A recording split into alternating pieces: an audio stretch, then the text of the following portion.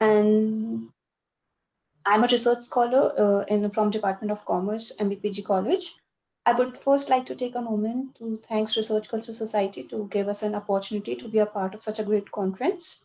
Today, I'm here to present a paper on socioeconomic factor affecting the farmer's decision to adopt farmers market, a direct agriculture marketing platform.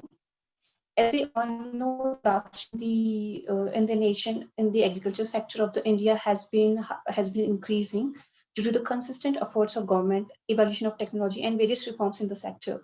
This has been cross-checked by the report presented by Food and Agriculture Organization in 2020, which states that India has emerged as one of the largest producer and consumer of the agricultural products by contributing 25% and 27% in the global production and consumption, respectively.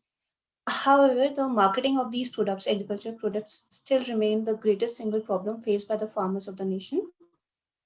Disadvantages like longer supply chain that results in the huge post-harvest losses and exploitation of the farmers and various others has definitely raised question on the existing marketing platform. Therefore, after understanding these disadvantages of the existing and fragmented agriculture supply chain, the government and other advocates has come up with the idea of linking farmers directly with the market so that it helps to empower them.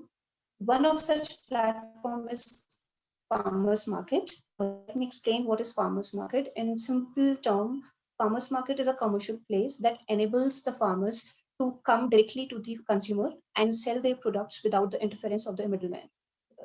This is a platform that strengthens the network mechanism between farmers and farmers, and thus facilitating the empowerment of the farmers. There have been evidences from the past studies that the shorter supply chain and direct agriculture platform has been beneficial for the farmers, as it has gradually or it has phased out the intermediaries. But the authors like Bimbo, Reddy, Mandala, Singh, Day, and Ahmed, and very other author has definitely has worked on the shorter supply chain and highlighted the benefits of the shorter supply chain. But they have only highlighted the factors that motivate consumers to be the part of the farmers. Somehow, the past literature has missed the supply side, that is farmers, and they have missed the factors that can trigger the motivation amongst the farmers to be the part of the market. Since in Uttarakhand, the direct agriculture marketing platform is a new thing and has been established in the year 2018, and no such conduct study has been conducted from such dimensions. Therefore, this study is conducted with the following two objectives. One, understand the operations of the farmers market in Uttarakhand and how they are different from other farmers market of the other states, and to know if the socioeconomic factor affect the decisions of farmers to adopt farmers market as platform to sell their agricultural products. Hypothesis for the same is there is no significant difference, and there is significant difference between socioeconomic factors of the respondent and their decision to adopt farmers market.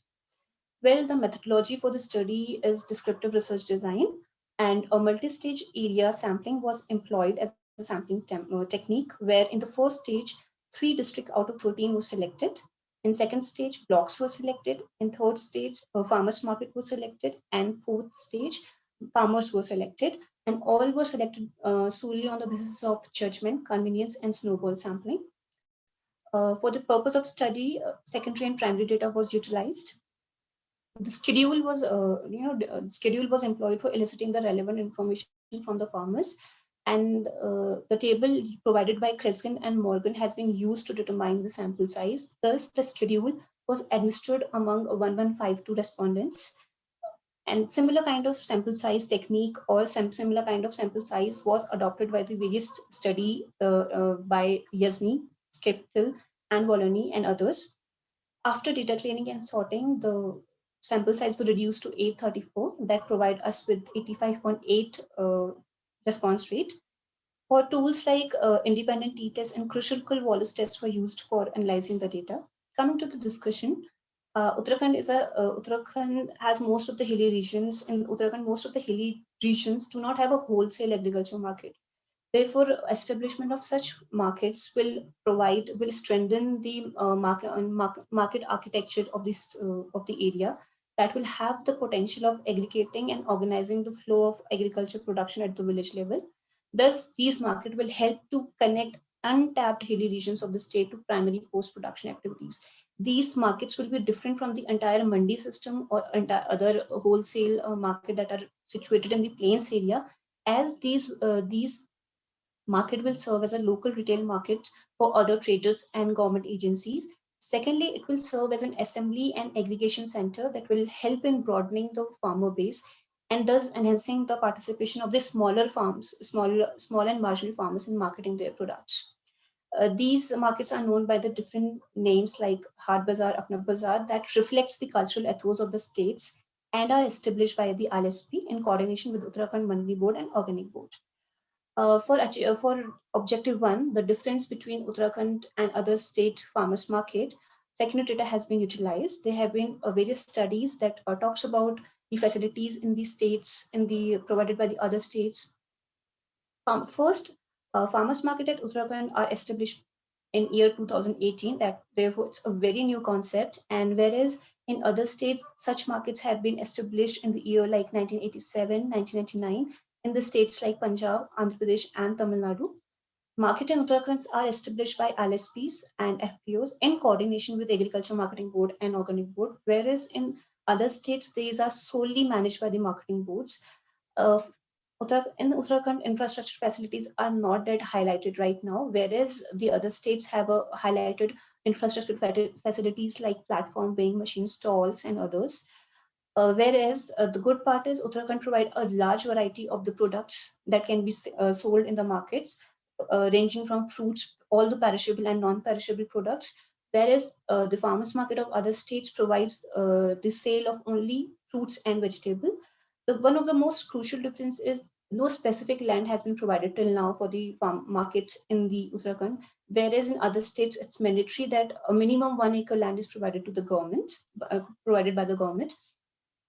For accomplishing the second objective, hypothesis independent t-test and Wallace test has been performed.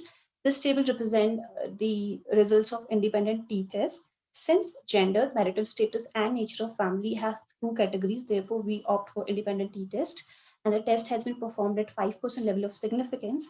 From the table, it can be seen that 6 dimensions have been adopted. These dimensions have been adopted by using confirmatory factor analysis, and all the values and all the p-values for gender is less than 0.05. Thus, gender and nature of family do not have any impact. It does have impact on the adoption of the decision of the farmers to adopt farmers market, whereas we can see that p-value for the marital status is more than 0.05. Thus, we accept the null hypothesis, thus indicating that marital status does not have any impact on the decision making of the farmers. Second table represents the result of the Kruskal-Wallis test. Since the data failed the assumption of normality, therefore we opt for normality and homogeneity of variance. Therefore, we opt for non-metric test, one-way non-parametric test for one-way ANOVA. And the table represents the results for age, education qualification, land holding, categories, and family size. And it can be seen since most of the dimensions have p-value less than 0.05. Therefore, the overall null hypothesis failed to accept, indicating that social economic factors like gender, age, landholding, education qualification, categories, nature of family, family size affect the decisions of farmers. Coming to the conclusion, as mentioned, that the hilly regions of the Uttarakhand do not have wholesale market in the agriculture wholesale market. Therefore, establishment and expansion of such market will be a great opportunity for establishment and survival of such markets, and will give an opportunity for the farmers of untapped hilly regions to come and integrate with the market, thus improving and strengthening the marketing infrastructure of the hilly areas. As farmers serve as an integral component of the farmer market, it's important to know what triggered their decision. There's already mentioned that factors like social economic factor do affect their decision. Therefore, all the policies should be made in the light of this fact that gender demographics do affect the adoption. For example, age do affect. So therefore, it should be effort should be made that young farmers should be attracted, policy should be made in while considering the young farmers so that they are attracted to the farmers market and they can take benefits of such market. Thank you.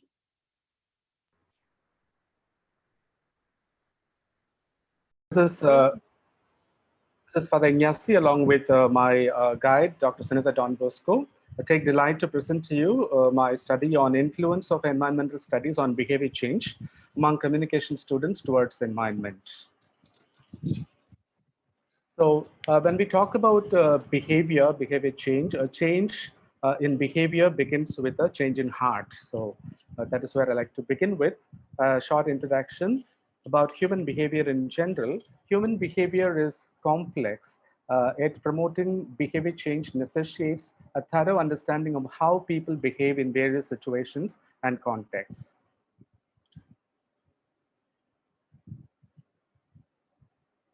So behavior change, in short, with its well-established theories and models, supports individuals and communities to change their behavior and adopt healthy, beneficial, and positive behavioral practices in order to live a more sustainable lifestyle.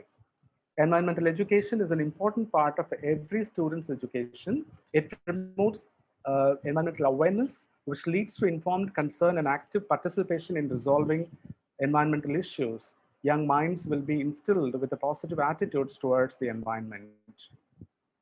Purpose of the study, the purpose of this paper is to understand and analyze the role of environmental studies among communication students on behavior change towards environment.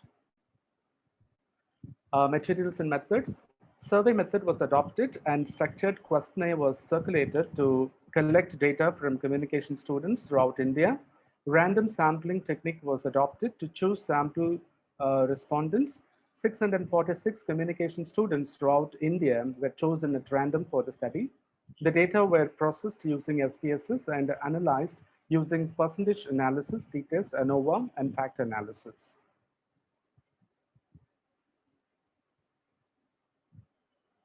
So the behavior change scale, all 22 variables were grouped into 4 factors, namely behavior change scale. And you can see all 22 variables. Due to want of time, I'm not going to read everything. You can have a glance of all the variables.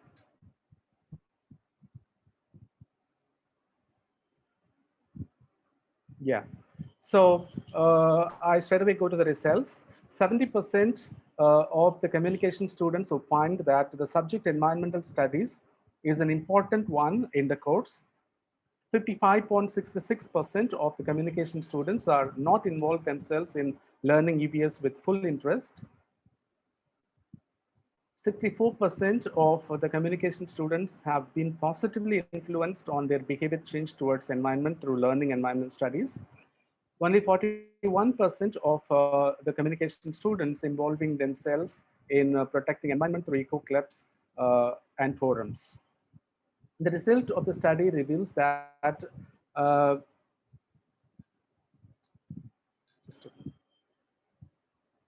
yeah, there is a significant difference among male and female communication students' behavior towards environment after learning environmental studies. The communication students' behavior on environment was positively influenced after learning environmental studies. The 22 variables in the behavior scale were loaded into 4 factors, as I said earlier, based on personal, communicated influence and concern towards the environment through behavioral change by learning environmental studies. So thus the result of KMO test is 0.765. So the KMO value of 0.765, which is greater than 0.50, indicates that a factor analysis is useful with the data. Since p-value is less than 0.01, the hypothesis is rejected and indicates that variables are related to a factor analysis and is useful with the data. And again, you can have a glance of the grouped variables in 4 factors. Again, due to want of time, I'm just showing you a glance of all 4 factors, namely personal, communicated, influenced, and then behavior concern.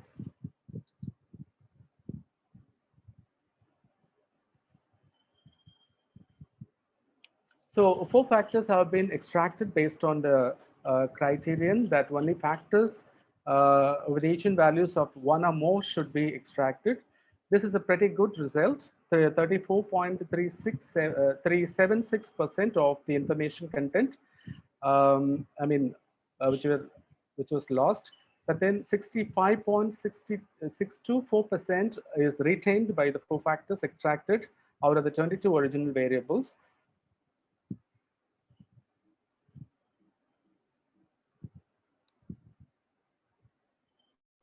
The recommendations based on the studies. The following are the suggestions made based on the findings to fulfill the objectives of the study. Field activities should be incorporated in the curriculum itself to make environmental studies subject more effective. 1 and 2 influence the students for sustainable development. Awareness champions should be conducted often to the students to increase their perception in protecting the environment. And then environmental studies should influence the minds of the students to change their attitude and behavior towards the environment. The higher educational institutions should give more weightage to environment learning programs because our youth today need to be conscientized about environmental crisis and to understand the importance of protecting environment for the future. During the course of educating the students with the environmental education, our day-to-day responsibilities like closing the leaking taps, switching off the lights when not used, ways to save electricity and water should be given equal importance as to the global environmental crisis. So, in conclusion, I'd like to end my presentation with this. The subject environmental studies is an important part of every student's education.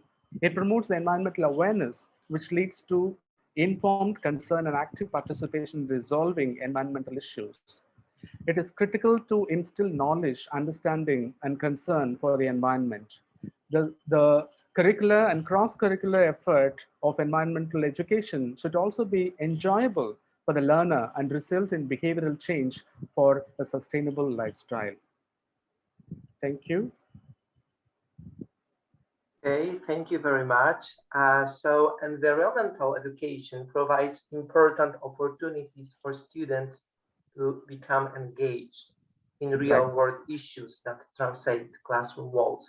I have only one question: how we can measure the efficiency of environmental education?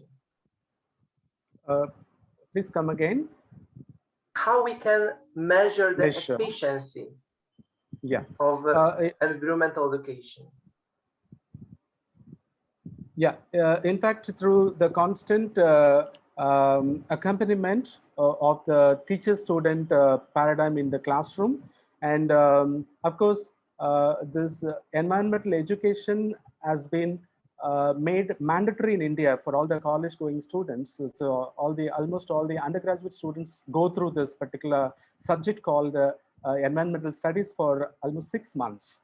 So therefore, there is an ample opportunity for us to measure the efficiency of environmental studies affecting their behavior. So that's one positive part of it in the research, that students go through this and we are able to study the efficiency. Okay, thank you very much. Mr. Ignacy. You're welcome. Thank you. I have got one question. Yes. Can you elaborate on your research methodology where you mentioned that you have chosen the sample on a random basis?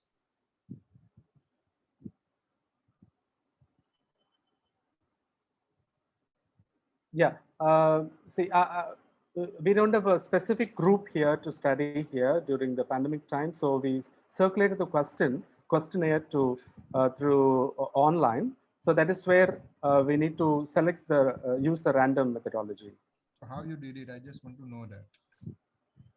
Yeah, we circulated the questionnaire, and based on the respondents, we selected 10 students, 10 respondents from each institutions. Okay. Thank you. You're welcome, sir. Thank you. Thank you so much, sir, for your presentation. Thank you. Next, I would like to invite Soumya Soria. Yes, am I audible? Yeah, ma'am, your voice is audible. Okay. I would like to invite you to present on a topic, a study on the ethical aspects of the public distribution system with reference to India block of Ethical aspect of public distribution system with reference to Hadia block of Prayagraj district.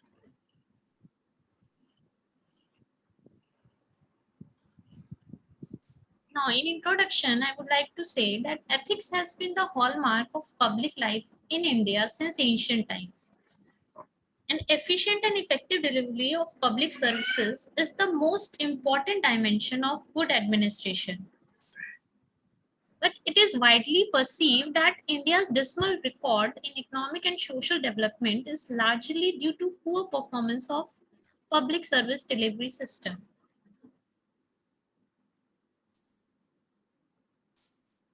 Now, there are certain provisions in India regarding ethics in public administration. In respect of PDS, there is National Food Security Act 2013.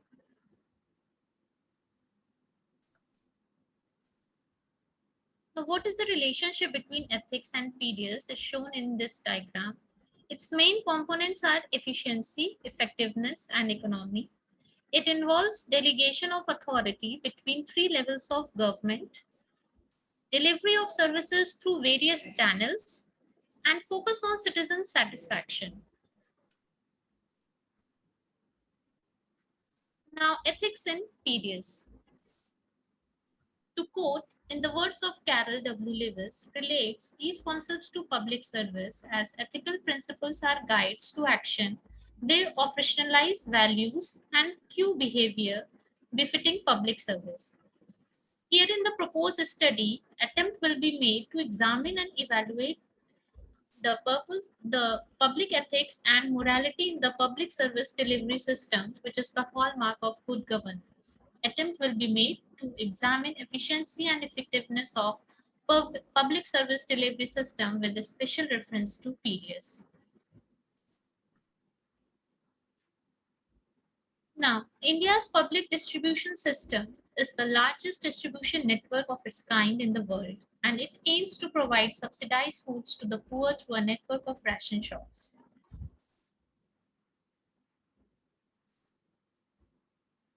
In September 2013, Parliament enacted the National Food Security Act 2013. The Act relies largely on the existing targeted public distribution system to deliver food grains as legal entitlements to poor households. This marks a shift by making the right to food a justiciable right.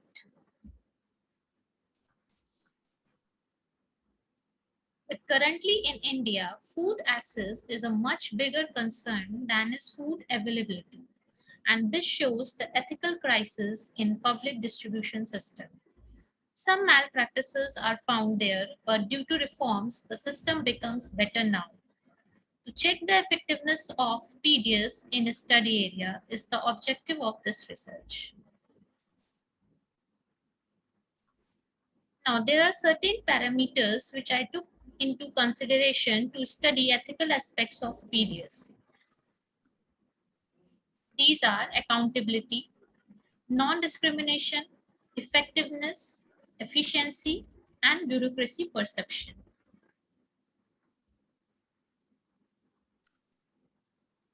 In methodology, I can say it is an empirical and descriptive study based on primary and secondary sources.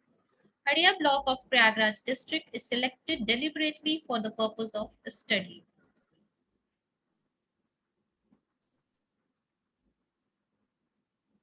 Now, results analysis, maximum coverage of poor households was done under PDS, and digitalization of ration card work. It makes the system transparent, efficient, and fast. The launch of EPOS machine is beneficial for the people, but lack of connectivity disrupts sometimes the distribution work. The beneficiaries are satisfied with the quantity and quality of the food grains. Social audit of the ration shops has been done by the officials, but not very regular. Mostly people are satisfied with this basic public service in the selected areas. The information regarding PDS are also cross-checked by checking the ration cards of the beneficiaries. Some households want the government to raise the coverage to include more households under PDS. What I feel personally is that the introduction of technology in the PDS makes the ethical aspect of this public service delivery stronger and more successful. But this has to be made more effective so that the problem of hunger can be resolved. In conclusion, I would like to say that undoubtedly, public distribution system is a great policy in realizing right to food, especially for the poor.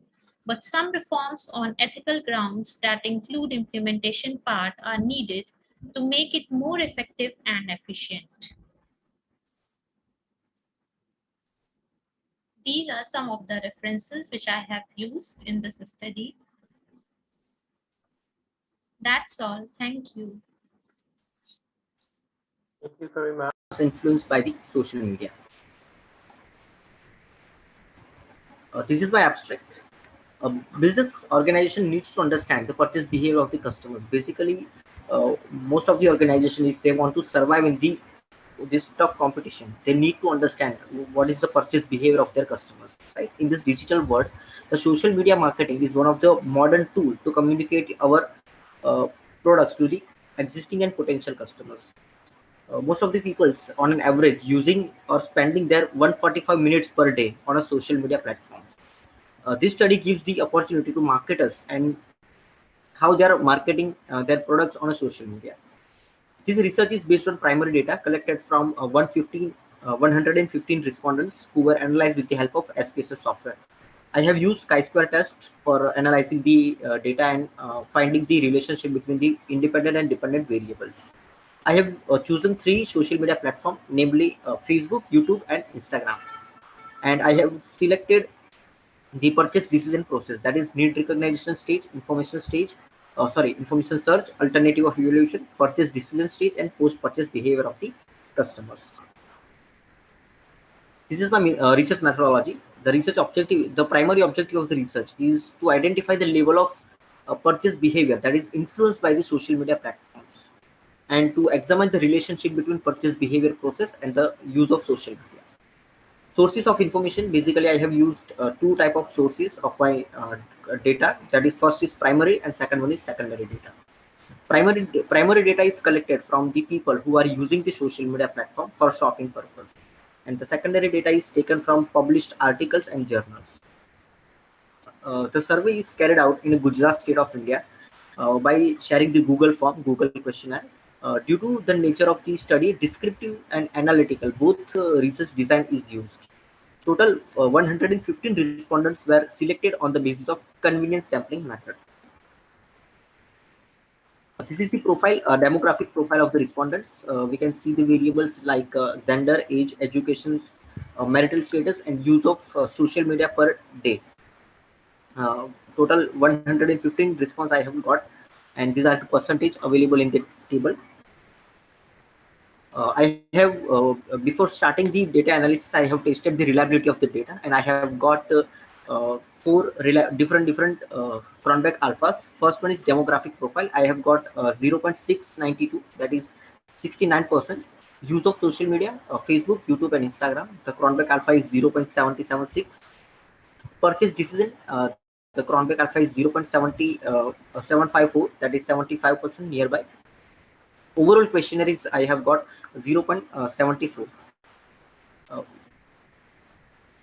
Ursachi et al. In 2015, in the research paper, they have mentioned if the alpha score is between 0.6 to 0.7, the reliability score is acceptable. If the score is more than 0.8, the reliability score is very good. According to that research paper, my alpha score is more than 0.6 in all the cases. Therefore, I have assumed that the reliability score is acceptable. This is the table containing the information of mean score and standard deviation. Use of Facebook, use of YouTube, and use of Instagram. The mean score is 4.49, 3.75, and 4.33 respectively. Same as in 5 stages of purchase behavior, I have calculated the different mean. For the calculation of mean, I have put at 1 to 5 Likert scale. More than the mean is nearby 5, that is a higher use of social media and highly impacting to the particular stage of the purchasing behavior. So we can see the mean score. The Facebook is more impacting the purchase behavior. The higher the use of Facebook, maybe possible to purchase from that is purchase behavior impacted from the social media. As per the above table, we can see the mean score, that how much social media is impact and all the stages and purchase decision. It is observed that the value of the use of Facebook is highly impacted and the purchasing decision. As per the mean score, the use of social media is high in 2 stages: purchase behavior. Uh, First stage is information search, and second one is evaluation of alternatives. That means most of the people are searching information on social media, and second is evaluation of different alternatives. They are comparing the products on a social media. This is the table calculation of chi-square test. These are the independent variable comparing to dependent variable. I have taken 15 hypotheses. The first one is use of Facebook. There is no significance between use of Facebook and need recognition stage of purchase behavior. Same as I have given different hypotheses, and all the hypotheses are rejected according to the p-value. Interpretation of that table, the above table shows that the calculation of Pearson chi-square and the p-value, that is calculated 5% level of significance, all the p-values of the hypothesis are less than 0.05. Therefore, all the hypotheses, all the mainly null hypotheses are rejected. Hence, it is proof that there is a significant relation between all the variables of the purchasing decision process and all the social media that I have taken, namely Facebook, Instagram, and YouTube, have the significance relation between them. The finding and conclusion are: the results indicated all the respondents who are spending the time on a social media platform with a different hours, but on an average time is 1 to 2 hours per day. The mean scores are suggesting that if the use of social media is high, there is a chances to people's purchase behavior is impacted high. The chi-square test gives the results that all the null hypotheses are rejected. This shows that the significant impact on social media on purchase behavior process of the people. The study proves that there is a positive impact of use of social media as a marketing tool, and it is impacting the consumer purchase process. The consumer's purchasing behavior is highly influenced by the social media platforms. The result shows that the Facebook is highly impacted to the purchase behavior process, and social media use people to find the information and help to evaluate the alternatives. These are the references that I have used for my research study. Thank you so much. Any questions, if you have, you can ask. Ma'am, 1 minute, ma'am. General instruction to other participants: please be ready with your presentation. Okay, ma'am, you can start your presentation. And not present. My topic analysis of some teaching institutions is studying Western Odisha. This paper contributed by me and Dr. Mona Kalyani, Associate Professor, Utkal University. This suggestion,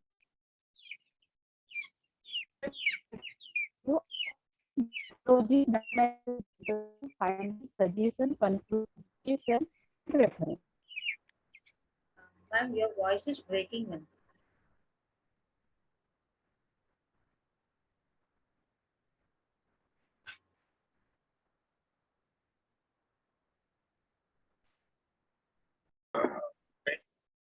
The organizing committee for providing me an opportunity to present my paper. So I am presenting a paper on the topic of green accounting, and the title of my paper is Imperatives for Green Accounting in India. So it is more of a theoretical paper, not less of a research paper. It is a conceptual paper. So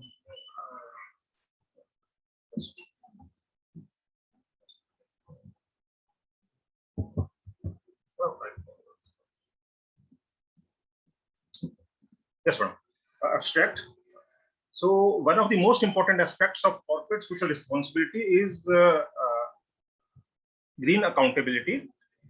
So as the companies apply the concept of environmental element into their commerce actions.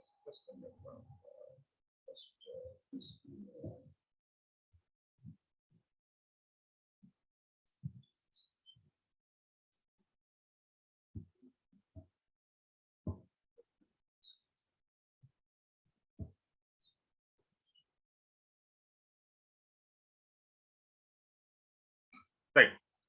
So as the companies apply the concept of environmental element into their commercial actions. So the concept of green accounting, it will help firms in identifying resource wastages and the associated costs. So my paper presents a simple framework of green accounting and aims to study the objectives, benefits, limitations, and challenges of green accounting and its reporting. Madam, next is introduction. So let me explain the meaning of the term green accounting. So it is a type of accounting that attempts to include the factorial environmental costs into the financial operations of the enterprises. So it means that it has recognized that the environmental cost is also an important cost and which must be considered by the businesses while calculating the true profits from their business, as this cost is not only to the individual enterprise but to the whole nation. So next point is the main purpose of green accounting is to help businesses understand and manage the potential quid pro quo between traditional economic goals as well as the environmental goals. So both the goals have to be fulfilled without compromise on any of these goals. We have to protect both the economic interests of the business as well as we also have to protect the environment also. The next point is economic development without environmental consideration can seriously damage the environment, which may endanger the lives of present and future generations. So green accounting is superior to conventional accounting. So this point says that why the green accounting is superior, because if the one-sided economic development is harmful to the human race, and it may endanger the present as well as the future generations if the environment is not protected adequately. So why it is superior? Green accounting is superior to conventional accounting as it considers many factors like environmental expenditure, pollution preventing measures, depletion of natural resources, and environment degradation by the business units. So along with the economic factors, the green accounting also takes into account the impact of the business operations on the environment and what are the measures that the businesses are taking and how much degradation and loss we have suffered in terms of environmental degradation. Next slide is the objectives of green accounting. So these are some of the objectives of green accounting. First is to identify that part of GDP, that is the GDP is gross domestic product of a nation, that reflects the costs necessary to compensate for the negative impact of economic growth, that is defensive expenditure. So it says that how much expenditure businesses have to incur in order to offset the loss or the negative impact by the businesses on the environment. The next is to establish the linkage of physical resources accounts with the monetary environmental accounts. So it means how much physical resources, how much tangible natural resources the business is using. And it tries to establish a link between the physical resources and as well as the monetary environmental accounts. The next objective is assessment of environment costs and benefits. So it also an objective how much is cost in terms of environmental cost and benefit. Green accounting it also measures environmental costs and benefits. And the next objective is to provide for measurement of indicators of environmentally adjustable product and income. So our profits, our GDP should incorporate the concerns for environment also. So we have used the term environmentally as adjusted. I am not seeing that word. That is the product and income. So it means that the GDP of the business or the net domestic product of the business must take into account, must incorporate the effect on the environment in their output. How much output they have produced, they have to take into account the possible negative impact that they have caused to the environment on, through their activities. Next is benefits. So these are some of the benefits which the green accounting has. So first advantage is that the green accounting will adjust traditional growth measures as sustainable growth measures. So it means that we will not be able to sustain the growth if we do not take necessary measures to protect our environment. And the wastage of natural resources, wastage of environment, one time will come that our growth will stagnate, because there is a saying that we don't realize that money cannot buy you food unless and until the last tree, the last river, the last natural resources is extinguished. The man does not realize this thing unless and until everything is exhausted, right? Because we get our resources from environment also. So next benefit is it will help to improve environment performance, to control costs, and provide sustainable development. Of course, so if we focus on the environment, it will help to achieve the sustainable development, which can sustain for a longer period of time. The next is the governments and organizations will be encouraged to invest in cleaner and more efficient technologies. So environmental friendly technologies will be encouraged and will be used in business operations. And the next is it will help in greener processes and product development. So greener processes and product development, it means with those processes which cause less damage to the environment, which cause less of the pollution. Green accounting practices in India. These are some of the practices which are being adopted or followed in India.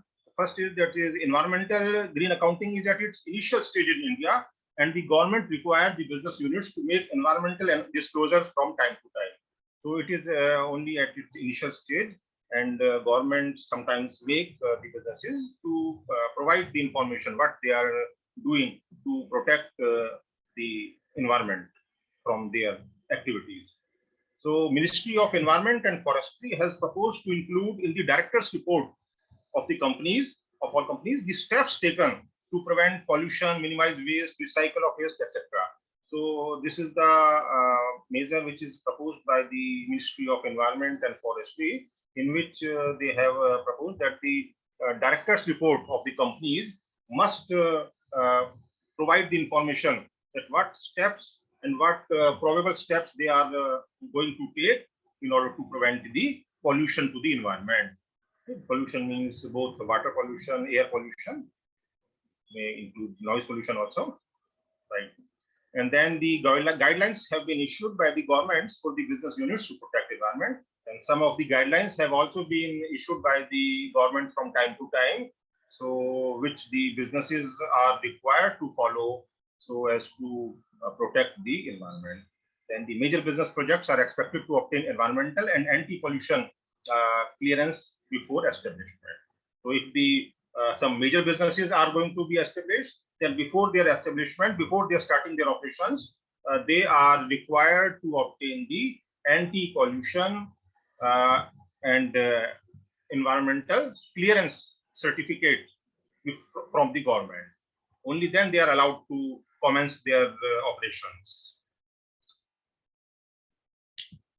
And there are next is the challenges in green accounting and reporting. Here are some of the challenges which are being faced in the green accounting and its reporting. The first challenge is that is to strike a proper balance between economic development and environmental protection. So this is a major challenge because on one side, the businesses have to think about their economic goals and their profit maximization as their goal. And on the other side, they also have to take measures which will enhance our environment, which will protect our environment. So they have to incur some costs also. So they have to strike a proper balance between these two goals of economic development and the environmental protection. Then second challenge is that there is a need for proper framework to provide guidelines on environmental costs, environmental assets, environmental liability, etc.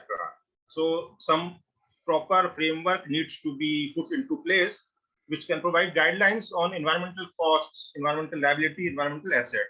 So because this is the new concept, which is in its initial stages, so some clarity needs to be provided by providing the guidelines that what are the environmental liability, what are the environmental assets, etc.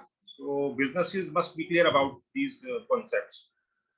Then the next is need to encourage corporates to disclose in their annual reports about the steps taken for environment protection, because it is seen that businesses are reluctant to share with the general public or with their shareholders what steps or what costs they are incurring on the environmental protection. So they need to be encouraged, they need to be motivated to be open with the society, about with the public, that they are doing this thing for the good of the environment. Then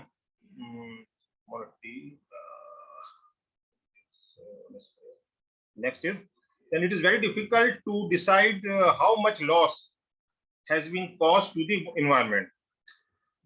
So monetary that I recall it. It means that, madam, that the monetary measurement of the environmental costs and benefits is necessary, because it is not possible to convert every environmental cost or environmental loss in monetary terms. So unless and until we convert the environmental costs into monetary terms, it will be difficult to integrate the conventional accounting with the environmental accounting. So some steps, some mechanism needs to be put into place so that there is correct monetary measurement of the environmental costs and benefits can be taken. The next thing, that it is very difficult to decide how much loss has been caused to the environment by the setting up of business unit. So it is very difficult to decide how much loss has been caused. And because of this reason, it impedes the inclusion of environmental accounting under the generally accepted accounting principles. So unless and until the everything is clear that how much loss has been caused to the environment by the business, we cannot measure them, and we cannot integrate them under the generally accepted accounting principles. So some work needs to be done. Last is the conclusion. So India is still in nascent stages of green accountability development, and the fact is that the most of the world still does not know the term green accounting and its significance. So it is at its initial stages, and most of the businesses are unaware of this concept of green accountability, and slowly it will gain some prominence and significance. The next is, although Indian companies meet most of the requirements of corporate social responsibility, so no clear practices or policies for protecting the environment are in place. So the intention is there of the government, intention is there to protect the environment, but nothing has been provided in writing in black and white. Nothing has been provided in black and white in the form of some clear laws which the businesses have to follow for the protection of the environment.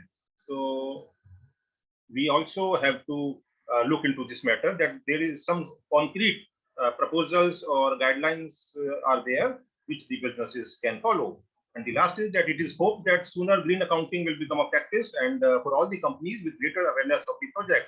So we can hope that in the days to come, the green accounting, the importance of green accounting will be realized by the businesses as well as the society, and the businesses will come on their own. Voluntarily, they will adopt these practices, and there will be a greater awareness of this subject. So this is all from my paper.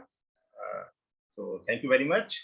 Participants, I'm very excited and happy to be here to share my findings from the research that I've done on the non-governmental organizations and their work towards rural development in Nagaland, India. So Nagaland is the 16th state of India, and which is quite undeveloped as compared to the big cities in India, and it lies in the northeastern region of India. So we know that development is a continuous process, and it is pluralistic, and it is a participatory process, and it is something like revealing something which is latent or a change that is desirable. And non-governmental organizations, we know that there are organizations which functions without the control of government sector. They have the virtues of human touch and dedication towards the grassroots level, and they work without waiting for the bureaucratic order in times of need. That means they are very flexible towards their approach. And these non-governmental organizations, they have been playing a major role in development sector since time immemorial. So the objective was to highlight the involvement of NGOs, the involvement of non-governmental organizations in rural development activities in Nagaland. This is the research methodology. So this research was conducted in the state of Nagaland in India, and Nagaland has 12 districts. Out of that, 50%, 6 districts were considered for the study. And from this 6 districts, more than 80 NGOs were identified, and finally 45 active NGOs were selected. And considering a total respondents of 120, and purposive sampling method was applied, and descriptive research design was applied in this research. So straight to the findings. These non-governmental organizations in Nagaland, they are very much involved in almost all sectors. When we look at the table, generally they are involved in many rural development activities, but specifically coming to rural development as a separate sector, like communications or improvement in communication, transportation, or infrastructure development in rural areas, that rural development, or training, or giving trainings, or trying to develop the rural people, the highlight, uplift the living standard of the rural people, that we find the involvement of NGOs towards this specific rural development, not so much. So out of 45 NGOs, only 20 NGOs were very much dedicated towards rural development. But in general, all the NGOs, like they were very much, the highest was found in health sector. So 71% of NGOs, they were involved in health sector. Then when we come to emphasis on activities by NGOs, non-governmental organizations under rural development work, we find that SSG formation was the highest activity, which is taken up by the NGOs. So in order to work for the rural people, they mostly focus on the formation of SSG. We don't need further introduction to SSG, self-help groups. This self-help group is a very good concept, which is uplifting the rural people, especially the women. Through this SSG, women are very much now empowered through financial independence and social inclusion and all. Now, majority of the SSG, of the non-governmental organizations, their activity was on SSG formation. Then from this table, preferences of tools by NGO for implementation of program and to reach the endpoint beneficiaries, we find that the NGO, the non-governmental organization, they prefer SSG for implementing their programs or project in the area that they are working. So the self-help group was found to be the most preferred tool for implementation of program by the non-governmental organization to reach their endpoint beneficiaries. So these are the 3 tables which I wanted to present through this research. And in conclusion, I would like to say that this study revealed that out of 45 selected NGOs, only 20 NGOs were continuing with rural development works. And SHG, self-help group formation, was the highest emphasized activity under rural development work, and 62% of non-governmental organizations were involved with this.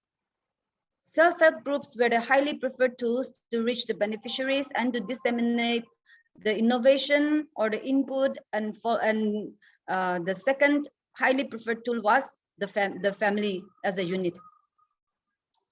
So in conclusion, I would like to say that in Nagaland, non-governmental organizations are very much actively involved in rural development sector for the welfare of the people.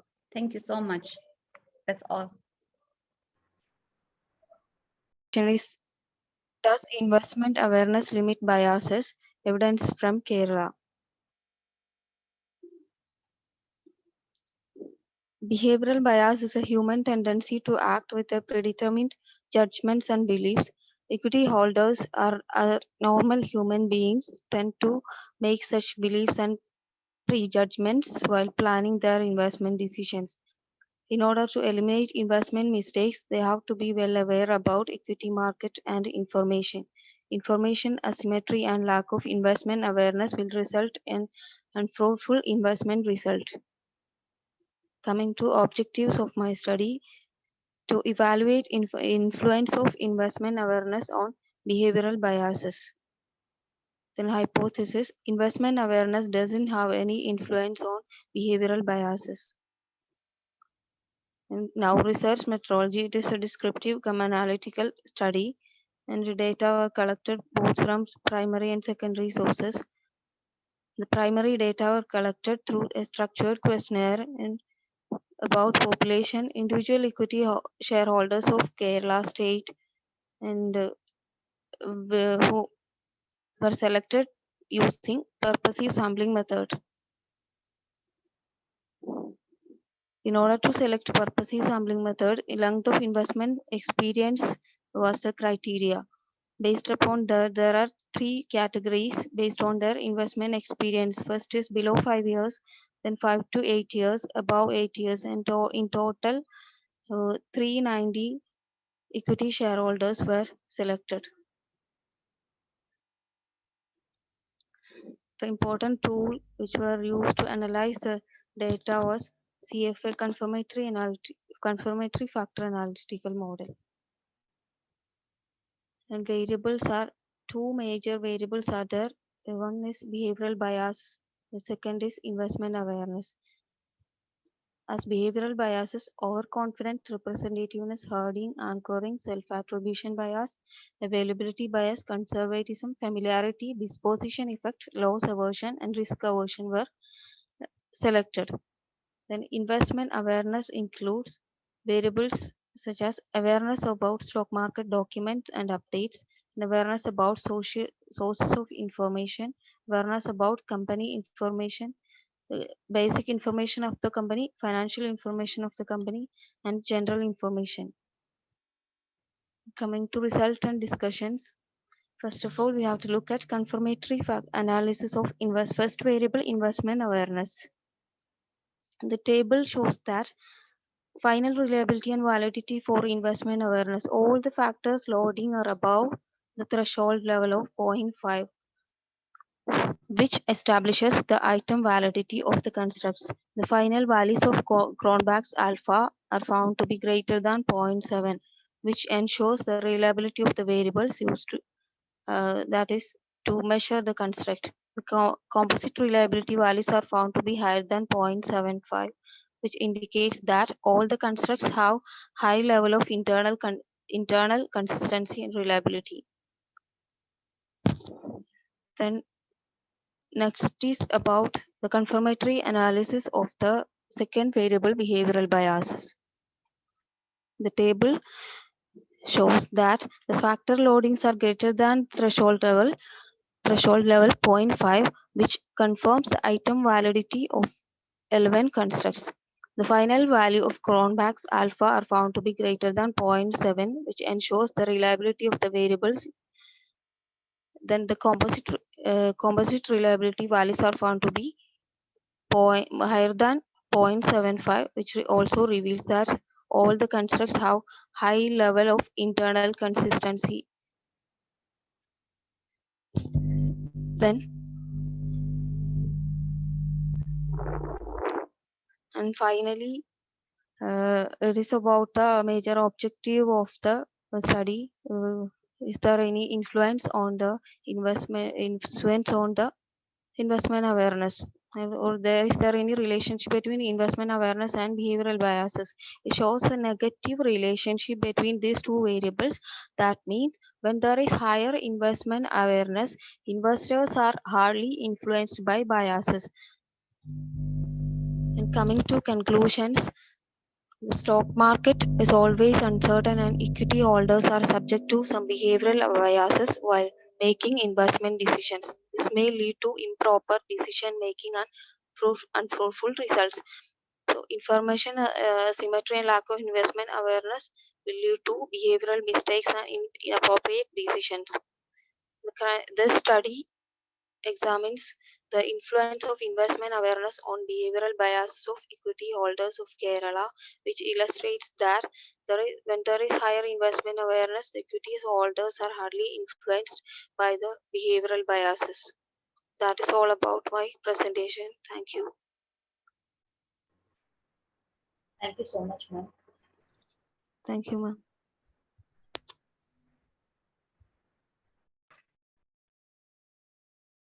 Sustainability is not a new concept. In fact, recognized before in 1972. It was realized that development and environment is not a different phenomena anymore. In 1987, it was first time defined by the government as a development which meets the need of present without compromising the ability of future generation to meet their own need. With the passage of time, sustainable development has been illustrated with the three dimension: environment, society, and economic. Simultaneously, the concept of education for sustainable development also come into existence, and then UNESCO stated that education for the sustainable development empower the learner of all ages with the knowledge, skill, value, and attitude to address the interconnected global challenges we are facing, including climate change, environment degradation, loss of biodiversity, poverty, and inequality. David explains that three ways to implement the sustainability education: formal learning, non-formal learning, and non-formal education, informal education process.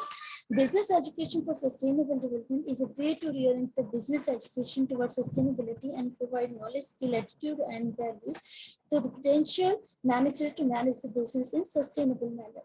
It is not just about to teach the concept of sustainable development, but also teach them how to implement knowledge, skill, and value practical in their personal as well as in professional life. They learn to make money in different ways, aligning the goal of environment and social goal along with the financial goal. It encompasses the student the real world skill they can use to improve planet and people well-being while learning profit. It helps to develop a sustainable behavior that includes the people's values, norms, belief, senses of responsibility, and deliberate action focused to provide well-being of all living beings, including present and future generation. This is my review of literature made of the study. The present research would highlight the importance of embedding sustainability into business education program that help the student address the various interconnected issues of sustainable development and business management. Business education for sustainable development prepares the management student to play future leadership role in sustainable manner.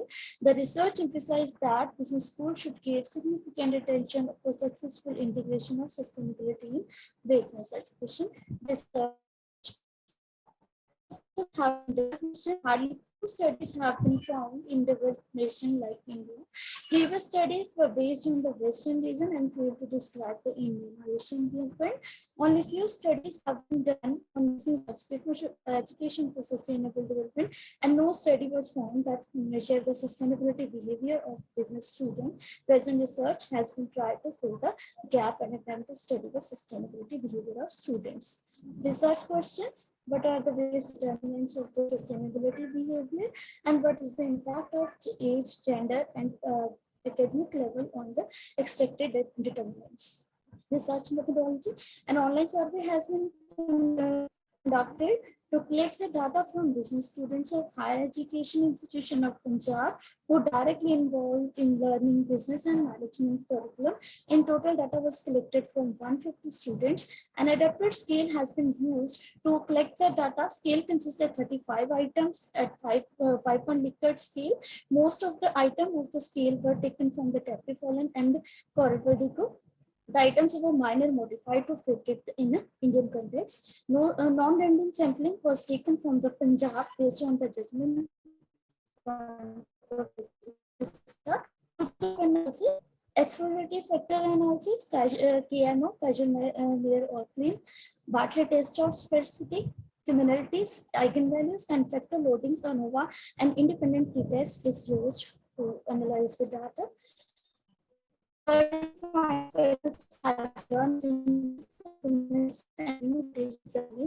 dimension of sustainability behavior. Initially, factorability of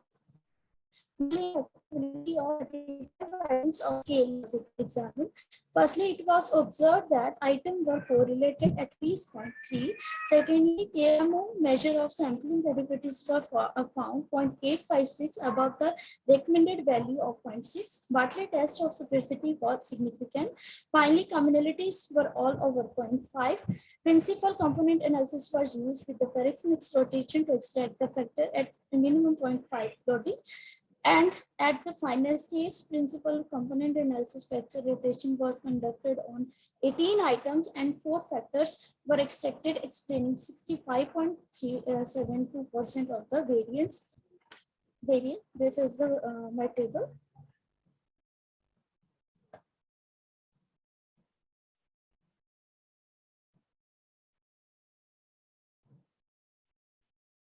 Four factors were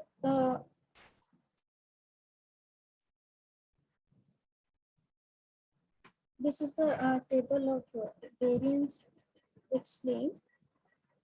The factor.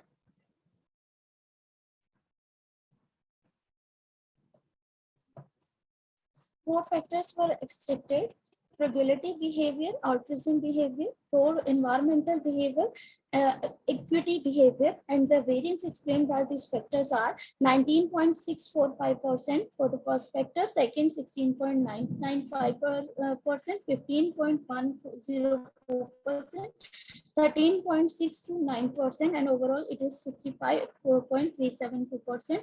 Eigenvalues are all more than 1, and Cronbach alpha is more than all factor are more than 0.7, that is more than from the more than the recommended value of 0.7.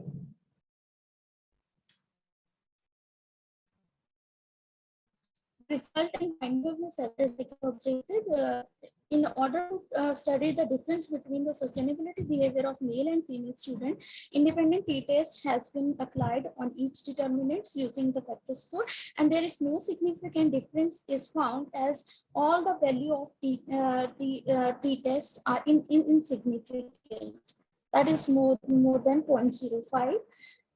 Result for age group. In order to study the difference between the sustainability behavior of the student on the basis of the age group, test of ANOVA has been applied, and there is no significant differences found as all the p-values are insignificant. On the result of the ANOVA for the academic level is also insignificant. There is no significant difference was found for the basis of academic level. It may be concluded from this that it may be due to the lack of university to influence the behavior of the student. The paper discussed the conclusion is the paper discusses sustainability behavior and need of integrating sustainability in business education to enhance the knowledge and sustainability behavior of the student. Study suggested a 4-dimension scale to measure the sustainability behavior. The dimension are frugality behavior, deal with the avoiding wastage of resources; altruism behavior, deal with the care for other; pro-sustainability behavior, show the concern with the environment; and equity behavior, being fair to other. These determinants reflect the sustainability behavior of business student. Research revealed that gender, age, group, academic level make no statistical difference in the sustainability behavior of the university student. That lack of intervention of sustainability concept in the business education program, university's action and plan does not produce any statistical positive influence on the sustainability behavior of the student. The reported sustainability behavior of the student may be cause of informal education, where they learn from the society they live and the day-to-day life. There is need to teach more sustainable oriented curriculum to this business student. Recommendation: there is need to orient business education for disability, improve the education policy as the process is still at nascent state. Sustainability should encourage in education structure informal as well as non-formal way to bring up behavioral change toward the sustainability. Non-formal education will help them understand the situation of issues and help to develop skill and provide them competency to solve it. Embedding sustainability in education could play a vital role to improve the sustainability behavior of the student. Limitations for future research on presenting the behavior of the student. Confirmatory factor analysis can performed in future research to validate the scale. Study has been conducted on region of Punjab's. Result may vary looking upon educational institution of other regions. Future research can be done with a larger sample. A result may vary with the sample size. Thank you. Any questions? Thank you so much, ma'am.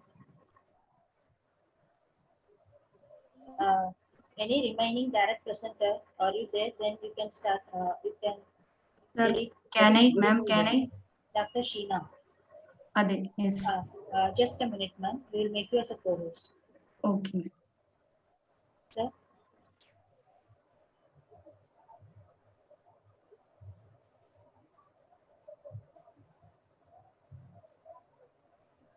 Sir, we need to give co-host for Sheena, ma'am.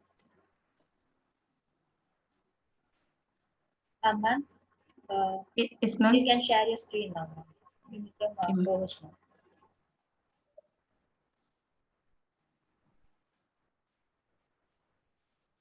Sheena M. Postdoctoral Fellow, Department of Commerce, University of Kerala, Trivandrum. First of all, good evening to all. Firstly, I express my sincere thanks to the coordinators for giving me an opportunity for presenting my study in this conference.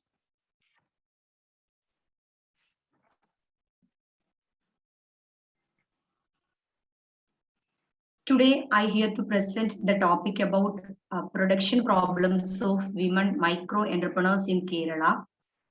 This topic is very relevant in today because today is 27th June 2021 is MSME Day. Women are facing a lot of problems in doing their business. Mainly one is production is one of the main problem.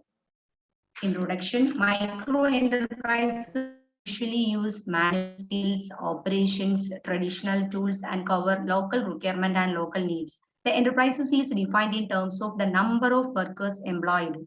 A business unit that provide employment opportunities to 4 or 5 workers is registered as micro enterprises. Those which are owned and operated by women are known as women micro enterprises. This sector plays a vital role in the economy of any country by doing income generation activities and providing employment opportunities to the weaker section of the people and especially contributing national income. Women-owned micro enterprises mainly improve women's standard of living and also improve the poor people's status through income generating activities and social development activities. Objective of my study: to identify various production problems of women micro entrepreneurs in Kerala, to study the involvement of district industrial centers in the production function of women micro entrepreneurs in Kerala. Hypothesis of my study: involvement of district industrial centers in the production function of women manufacturing micro unit is not significantly reduced their production problems. Research methodology: the data for the study were collected from both primary and secondary sources. The secondary data were collected from various publications and also from personal discussion with the officials of various agencies. Women entrepreneurs who were registered under district industrial centers in Kerala from the year 2019 to 2020 are considered as the population of my study. From 2019 to 2020, 1,328 women enterprises were registered under district industrial centers in Kerala. A sample of 380 women enterprises were selected randomly. Structured interview schedule was adopted for collecting responses from the respondent, and paired t-test ANOVA and MANOVA was used for analyzing the data. This is production problems. In this table, we can know that low, medium, and high level production problems are in there. Production problems variables are lack of availability of local inputs and affordability of transportation cost, poor storage capacity for regular functioning, high priced inputs, manufacturing problem, marketing problem, competition, market condition, etc. So ANOVA test is used for comparing these individual variable comparison, and MANOVA test is used for comparing the all composite comparison of variables. By studying this table, we can know that by analyzing the production problems of a sample respondent, high degree of production problem is witnessed. All production problems are low and medium level nature due to its mean value. And marketing and competition are the medium level production problems, and these are not statistically significant. All other problems are related to production are significantly statistically significant unless involved problems. And next one is to district industrial centers involvement in the production problems. These production problems are available, and their involvement, high involvement, low involvement, and medium level involvement, mean square is in there. Analyzing this table, we can know that the involvement of district industrial centers in the production function has reduced the entire production problems. And low level production problems are seen in the case of district industrial centers, high level involvement in production, and medium level production problems are seen in the case of district industrial centers in medium level involvement in production, and high level production problems are rise due to the district industrial centers low level involvement in production. Findings and conclusion: all production problems are medium and low level in nature. District industrial centers involvement in production reduces the production problems. Women micro entrepreneurs face problems in lack of availability of local inputs and affordability of transportation cost, poor storage capacity for regular functioning, high priced inputs, manufacturing problem, marketing problem, competition, market condition, branding problem, and quality of the product. Thank you, sir. Thank you so much, ma'am. Thank you, ma'am. Audible, madam? Hello. Yeah, your screen is visible, ma'am. You can start your presentation. Thank you. Good evening, all. I am Dr. Satyalakshmi Kompella, and I work for the ICFAI Federation of Higher Education, Hyderabad, and I'm very thankful to be present today. Sir.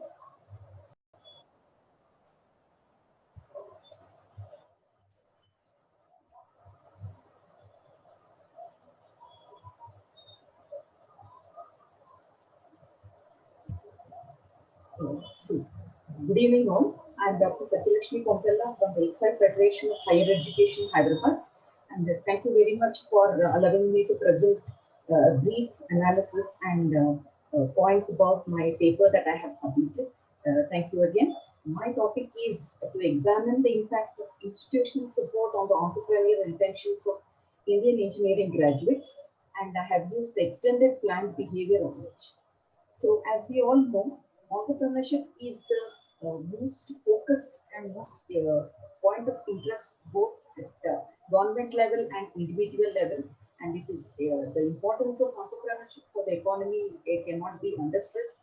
Balanced regional development, improvement of GDP, exports, wealth creation, whatever is the requirement of the country, people are looking up to the entrepreneurs now, and especially there is a big deal focus on the young entrepreneurs.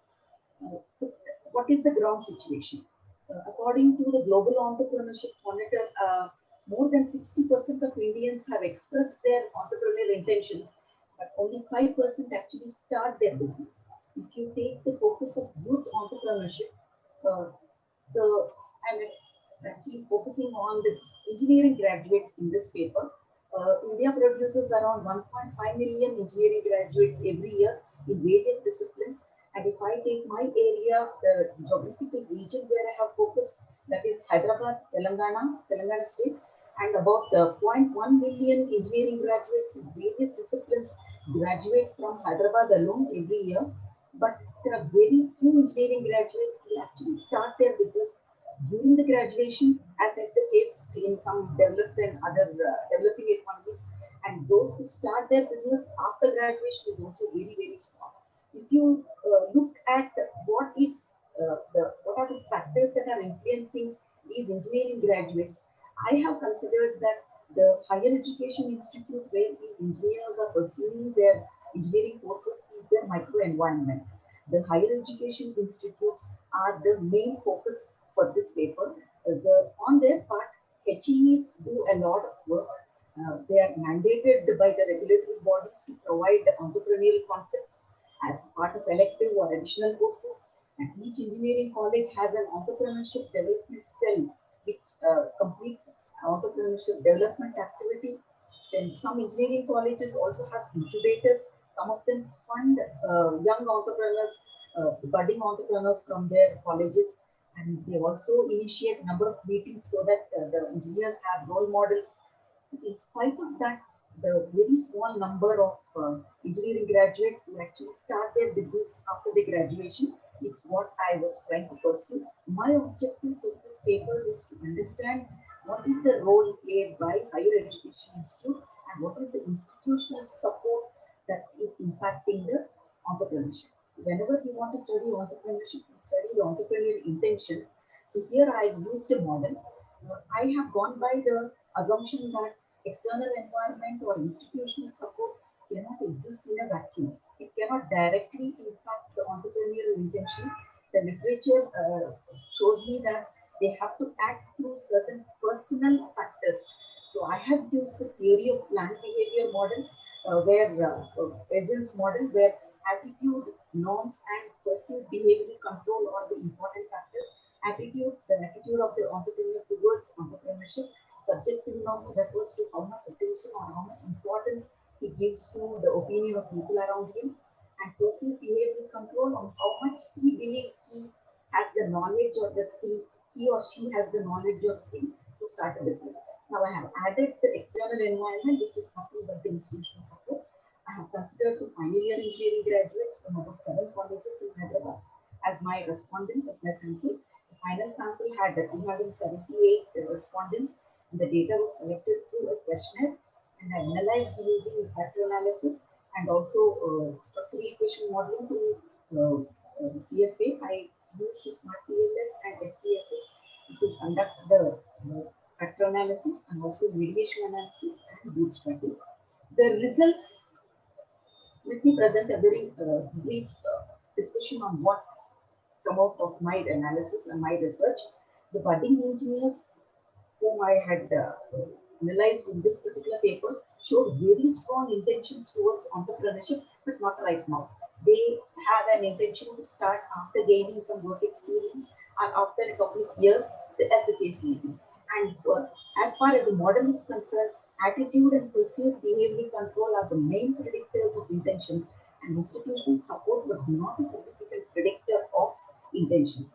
But the institutional support was found to mediate the relation between intentions and control. So this is a positive aspect. So my suggestions or the takeaway from this paper to the HEIs would be to plan and implement the entrepreneurship development programs, activities in terms of enhancing the control factor, because attitudes are very difficult to strengthen. They take a lot of time to form and to change. So HEIs need to focus on the control aspect that they can do through workshops, through seminars, through internships, exposure to skills, and also exposure of students to various role models, especially female students to female role models.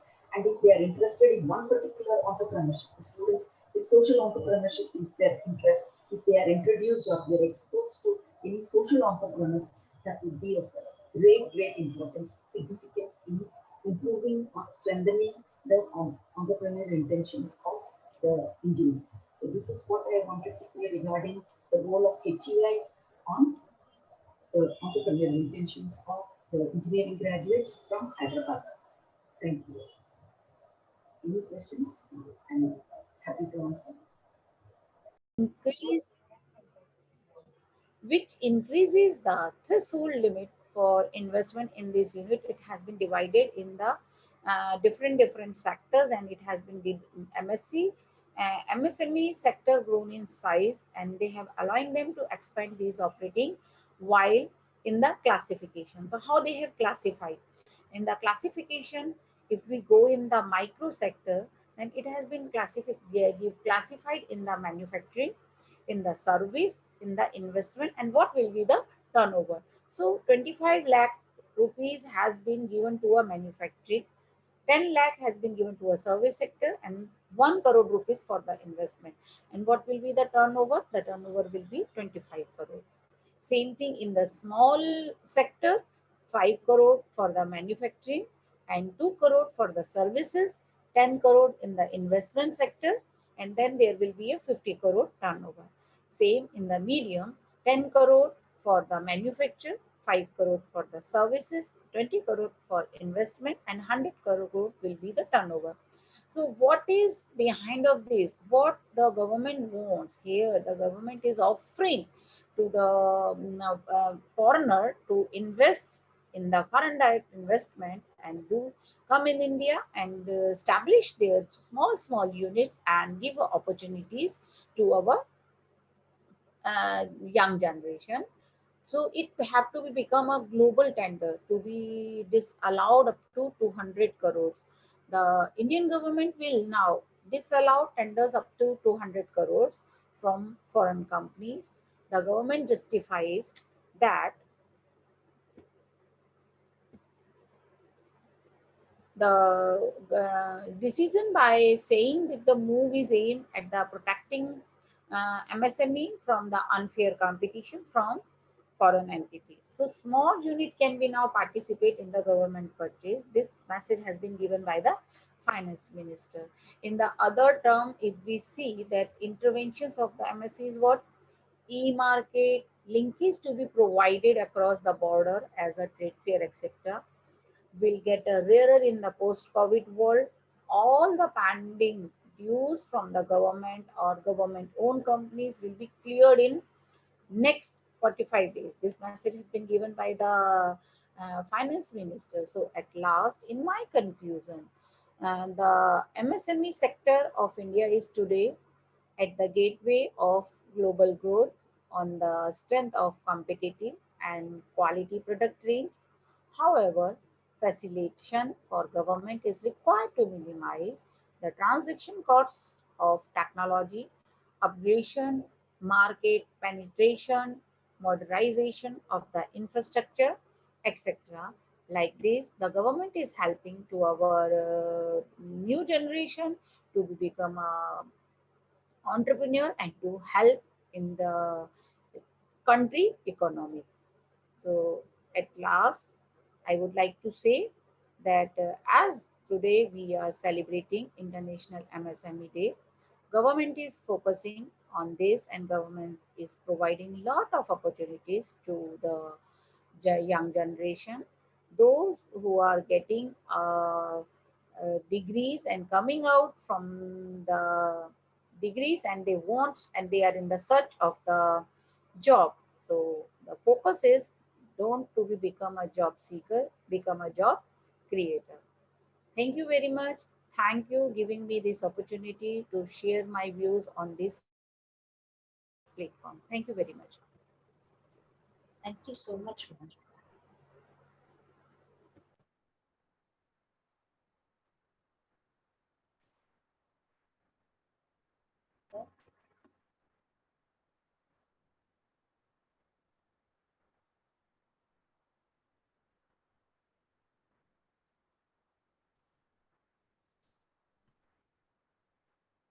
sir.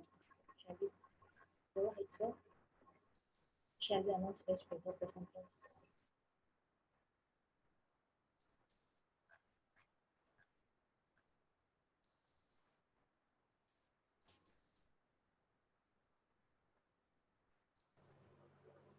Thank you. Thank you very much for very interesting presentation, for your preparation, for networking. It was a great pleasure to me to be co-host of this conference. Thank you very much.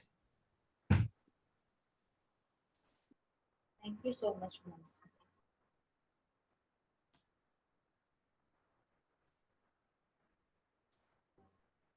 Sir, shall we start with the thanks? Yes, ma'am. I would like to thank the organizer, Research Culture Society and Management Institute, Warsaw University of Life Science, SGGW, Poland, Research Culture Society and SRA for wonderful organizing an international conference on business management, social and economical achievements.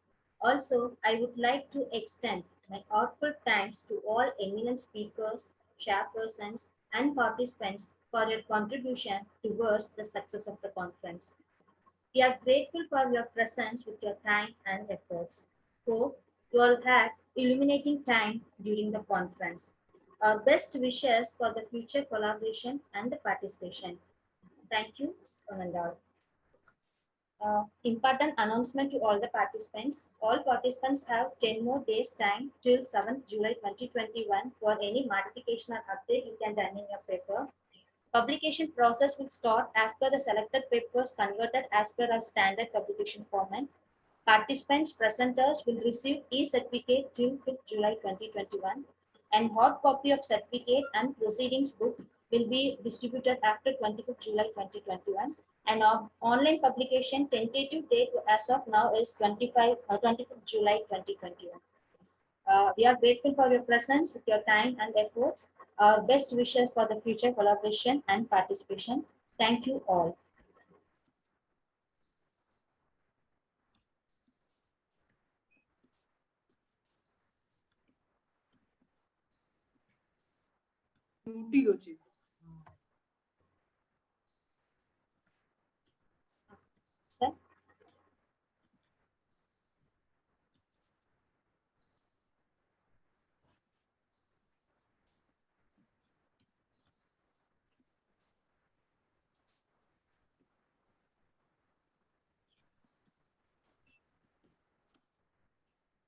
Sir, completed my